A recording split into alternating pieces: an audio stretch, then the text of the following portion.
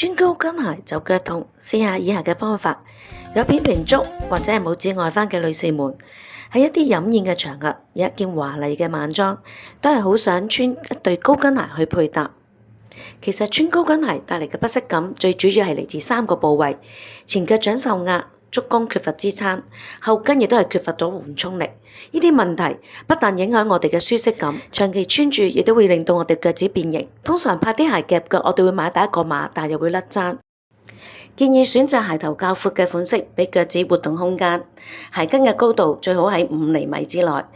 過度高嘅鞋會令到我哋身體重心前移，加重我哋前掌嘅負擔。又擔心腳痛，導致腰背繃緊。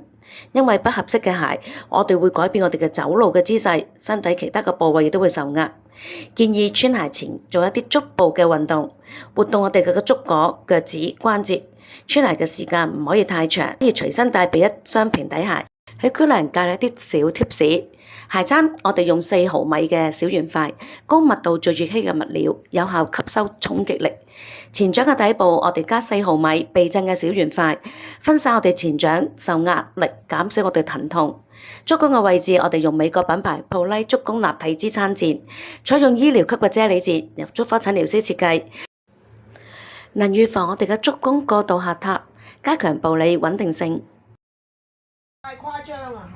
搞掂，高咗，好靚啊，咪對鞋好靚啊！你講，得啦，好 comfortable 啊！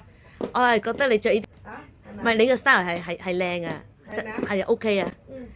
歡迎在留言區分享你嘅方法，你的腳值得更好的呵護。